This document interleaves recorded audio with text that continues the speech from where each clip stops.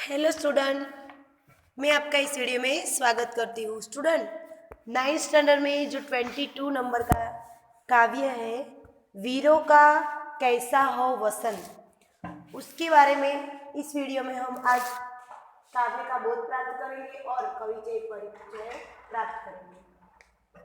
कवि का परिचय प्राप्त करेंगे। तो कवियत्री है इसमें सुभद्रा कुमारी चौहान। वीरों का कैसा हो वसंत काव्य की कवियत्री है श्री सुभद्रा कुमारी चौहान और इसका साहित्य प्रकार है गीत। साहित्य प्रकार क्या है? गीत। तो स्टूडेंट, हम इसका परिचय देखेंगे। सुभद्रा कुमारी चौहान का जन्म प्रयाग में ठाकुर रामनाथ के घर हुआ था। कास्तवेट गर्ल्स कॉलेज में आपने शिक्षा प्राप्त की। आपका विवाह खंडवा निवासी लाला लक्ष्मण सिंह चौहान के साथ संपन्न हुआ। सुभद्रा कुमारी चौहान ने कांग्रेस के असहयोग आंदोलन में भाग लेने के लिए अपना अध्ययन छोड़ दिया और पति को भी देश सेवा में भाग लेने के लिए प्रेरित किया। सुभद्रा कुमारी ने क्या किया था? अपना अभ्यास, अपनी पढ़ाई छोड़ दी थी, केवल असहयोग आंदोलन में भाग लेने के लिए, अंग्रेजों को भगाने के लिए। सन 1947 यानी कि 1947 को कि 15वीं फरवरी को जबलपुर के समीप एक मोटर दुर्घटना में उनका देहांत हो गया। एक मोटर एक्सीडेंट हुआ था, उनमें उनका देहांत हो गया, उनकी मृत्यु हो गई। सुभद्रा कुमारी चौहान न केवल स्वतंत्र सेनानी रही, वरन उन्होंने साहित्य सर्जन भी विपुल मात्रा में किया है। साहित्य सर्जन भी उन्होंने बहुत बड़े प्रमाण में किया है। मुकुल व त्रिधारा इनके काव्य संग्रह है। मुकुल और त्रिधारा सुभद्रा कुमारी चौहान के काव्य संग्रह है। बिखरे मोती,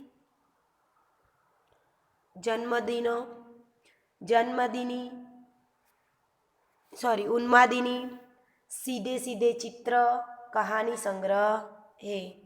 बिखरे मोती, उन्मादिनी, सीधे साधे चित्र कहानी संग्रह है। बिखरे मोती नामक पुस्तक पर उन्हें शक्सएरिया पुरस्कार प्रदान किया गया था। शक्सएरिया पुरस्कार उनको बिखरे मोती नामक पुस्तक के लिए दिया गया था। सुभद्रा कुमारी चौहान की भाषा शैली सरल और सुबोध है। प्रस्तुत कविता में अब हमने सुभद्रा कुमारी का परिचय प्राप्त किया, पर अब हम इस काव्य में विषय वस्तु क्या है, काव्य का सारबोध क्या है, यह समझेंगे। प्रस्तुत कविता वीरों की शूरवीरता को प्रोत्साहित करती हुई उत्तम काव्य रचना है। एक कविता का विषय वस्तु क्या है? जो वीर जवान होते हैं उनकी शूरवीरता को प्रोत्साहन करने के लिए, प्रोत्साहन देने के लिए कि ये काव्य रचना है। उनका जुस्सा, उनकी वीरता बढ़ाने के लिए है। पूर्व, पश्चिम, उत्तर, दक्षिण चारों दिशाएं पुकार रही है।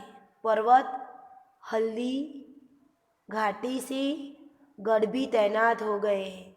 तो वीरों का कैसा हो वसंत कहकर कवियत्री ने शूरवीरों का उत्साह बढ़ाया है। इस काव्य में हमारे जो जवान हैं उनका जो जुस्सा है, उनकी जो हिम्मत है, उनको और प्रोत्साहित किए, उनकी वीरता को प्रोत्साहित करने का ये काव्य है। तो स्टूडेंट, हम काव्य देखेंगे पहले। अब हम क्या करेंगे, तो इस काव्य का पहले हम अच्छी तरह से काव्य गान करेंगे, बाद में हम काव्य को समझेंगे।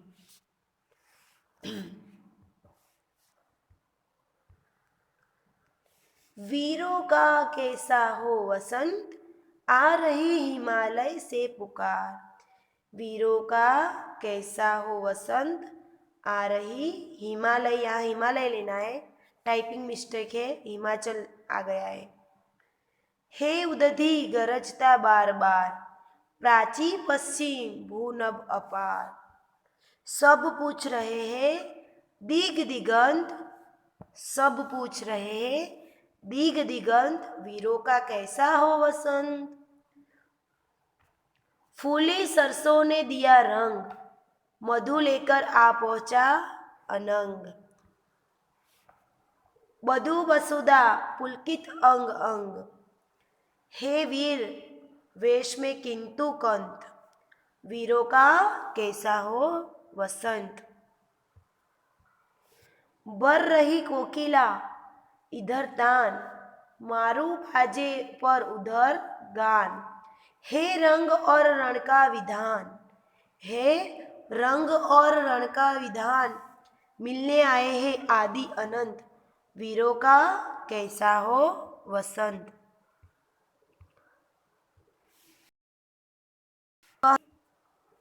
कह दे अतीत अब मौन त्याग, लंके तुझ में क्यों लगी आग।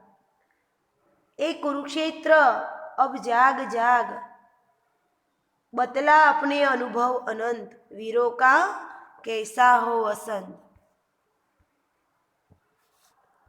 हल्दी घाटी के शिलाखंड, ए दुर्ग सिंहगढ़ के प्रचंड, राणा थाना का कर घमंड, राणा ताना का कर घमंड, दो जगह आज स्मृतियां ज्वलंत, वीरों का कैसा हो वसंत।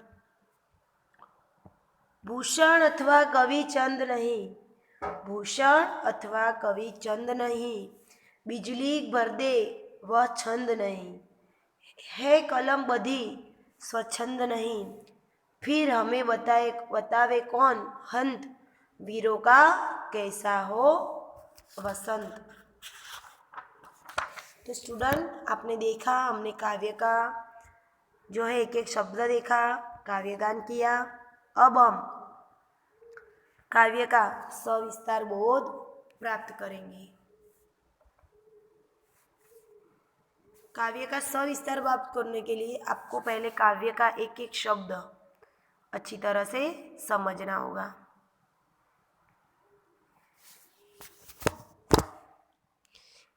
आशा रखती हूँ कि स्क्रीन पर आपको काव्य एकदम स्पष्ट दिखाई दे रहा होगा। तो स्टूडेंट इस काव्य में कवि ने, जो कवियत्री है श्री सुभद्रा कुमारी चौहान, उन्होंने जो हमारे वीर जवान हैं उनके बारे में बात की है। वीरों का कैसा हो वसंत, वीरों का कैसा हो वसंत, वसंत यानी जो वसंत ऋतु आती है उसकी बात की गई है। जो बसंत आती है, बैसाखी आती है, उसकी बात की गई है। आ रहो हिमालय से पुकार, हिमालय लेना है यहाँ पर। हिमालय से क्या हो रहा है, पुकार आ रही है। हे उदधी गरजता बार बार, उदधी यानी समुद्र, उदधी यानी समुद्र गरज रहा है और बार बार गरज रहा है। प्राची पश्चिम भूनभ अपार, प्राची यानी पूर्व दिशा, प्राची यानी पूर्व दिशा, पश्चिम दिशा, भू यानी भूमि, नभ यानी आकाश, अपार है पश्चिम और पूर्व दिशा, धरती और आकाश अपार है।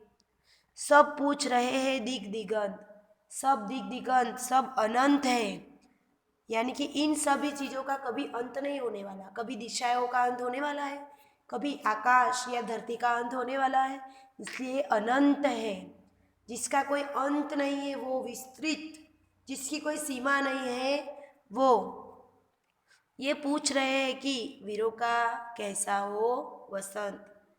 तो स्टूडेंट यहाँ पर आपने देखा है एक वाक्य के प्रश्न निकल सकते हैं।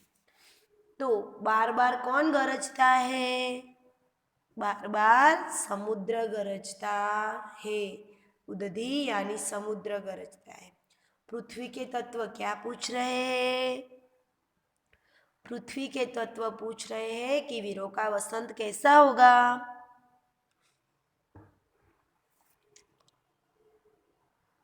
अब हम सेकंड नंबर की जो पंक्ति है वो देखेंगे।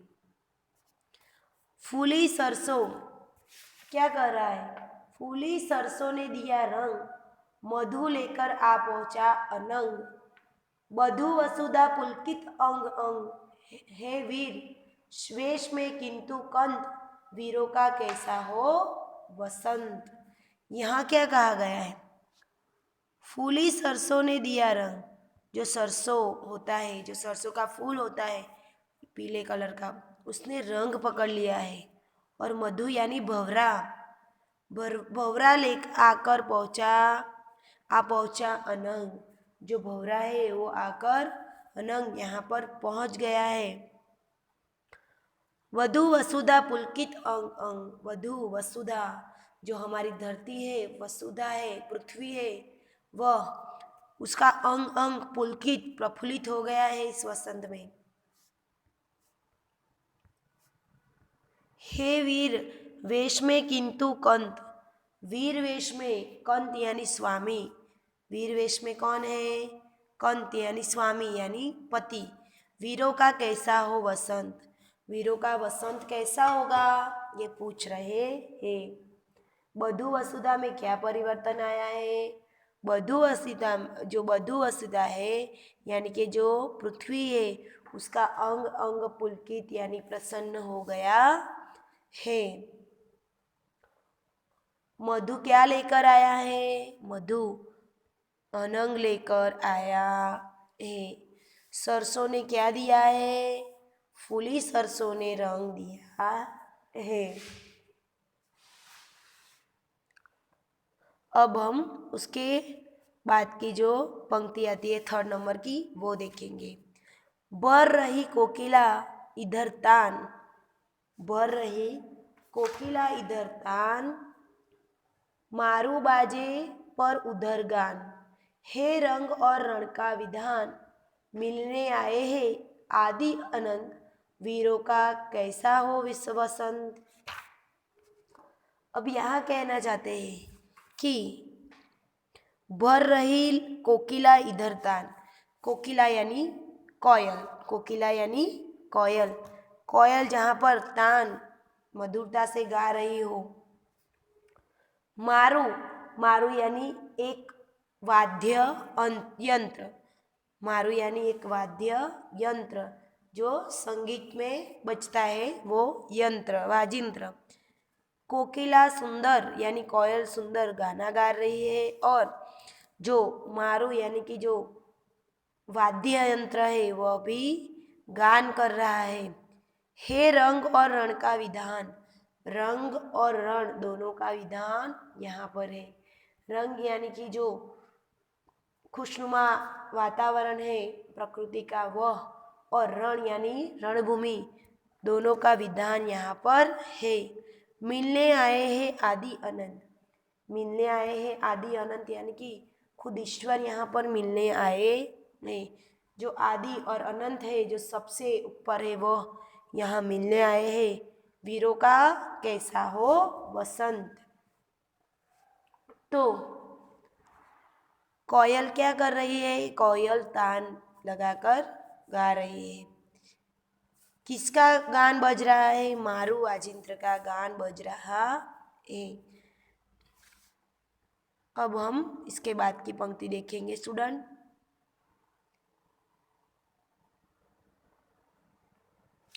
कह दे अतीत अब मौन त्याग, लंके तुझ में क्यों लगी आग। देखो अतीत यानी भूतकाल, अतीत यानी भूतकाल जो बीत चुका है वह, उसको कवियत्री कहती है कि हे अतीत, हे भूतकाल जो बीत चुका है वह तू अब मौन को त्याग दे। लंके तुझ में क्यों लगी आग, जो लंका थी रावण की नगरी, आप जानते हो कि रावण नाम का जो लंका में दानव रहता था उसका भगवान राम ने वध किया था, जो सीता माँ को ले गया था। तो रावण की लंका तुझ में क्यों आग लगी। ये कुरुक्षेत्र अब जाग जाग, कुरुक्षेत्र, कुरुक्षेत्र क्या है? जहाँ महाभारत का युद्ध हुआ था वह युद्ध भूमि को कुरुक्षेत्र कहते हैं। तो यहाँ कवियत्री कुरुक्षेत्र को भी जागने के लिए कहती है। कवियत्री कुरुक्षेत्र से क्या कहती है? कवियत्री कुरुक्षेत्र को जागने के लिए कहती है। बतला अनुभव अनंत, बतला अपने अनुभव अनंत, अपने अनुभव जो तुझे हुए हैं वो तू अनंत अनुभव हमको बता। वीरों का कैसा हो वसंत, वीरों का वसंत कैसा होगा? हल्दी घाटी के शिलाखंड, हल्दी घाटी जो एक विस्तार है भारत में, तो उसका उसका जो विस्तार है वहाँ शिलाखंड, शिला यानी पहाड़, पहाड़ों के जो खंड उसमें जो गुफाएं बनी है वो, ये दुर्ग सिंहगढ़, दुर्ग, दुर्ग यानी क्या होता है? दुर्ग का सामान्य अर्थ होता है कोई किले का जो मुख्य दरवाजा होता है वह। सिंहगढ़ का जो दुर्ग है वह प्रचंड है। राणा ताना का कर घमंड, राणा यानी राजा महाराज जैसा अभिमान तू कर। दो जगह आज स्मृतियाँ ज्वलंत, दो जगह पर आज स्मृतियाँ यानी कि यादें अभी भी ज्वलित है। वीरों का कैसा होगा वसंत?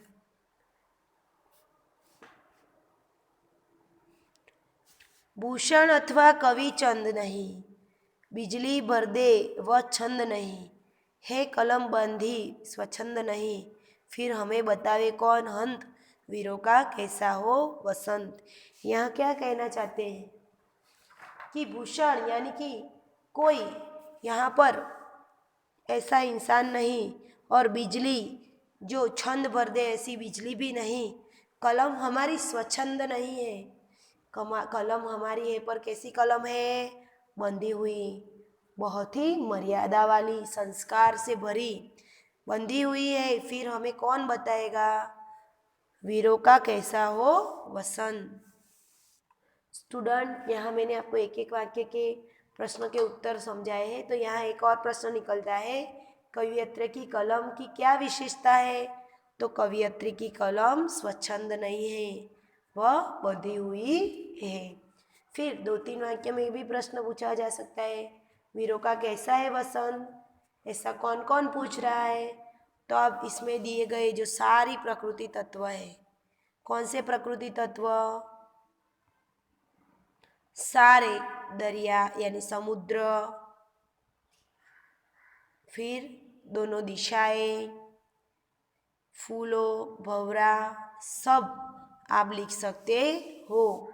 कह दे अतीत अब मौन त्याग, ऐसा कवियत्री क्यों कहा है?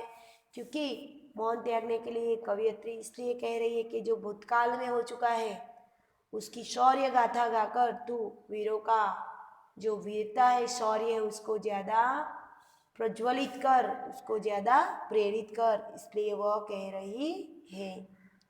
किन ऐतिहासिक घटनाओं के आधार पर कवियत्री वीरों का वसंत बताया है? तो कवियत्री ने जो कुरुक्षेत्र में महाभारत हुआ था और रामायण हुई थी, लंका जलाई गई थी, ऐसी ऐतिहासिक घटनाओं के कारण वह वीरों का वसंत बताती है। तो स्टूडेंट, आपने देखा कि इस काव्य में कवियत्री ने प्रकृति के विविध तत्व और भूतकाल में हुए गए जो युद्ध है उन सारे युद्धों के बारे में बात कर वीरों का जो शौर्य है वह ज़्यादा प्रेरित किया है, उनकी वीरता को प्रोत्साहित किया है, और इस उनकी वीरता का गवाह खुद इतिहास रहा है। स्टूडेंट, अब हम शब्दार्थ देखेंगे। शब्दार्थ मैंने आपको समझा दिए हैं, जैसे जैसे हम काव्य पढ़ते गए वैसे वैसे ही सारे शब्द के अर्थ मैंने आपको बताए। पर फिर एक बार, उदधि यानी समुद्र, समानार्थी शब्द में पूछा जाए तो खास याद रखना, उदधि का अर्थ होता है समुद्र। प्राची पूर्व दिशा, प्राची पूर्व दिशा। नभ यानी आकाश, दिगंत यानी अनंत। मधु यानी भंवरा, मधु यानी भंवरा। वसुधा का अर्थ होता है पृथ्वी, धरती। कंत का अर्थ होता है स्वामी।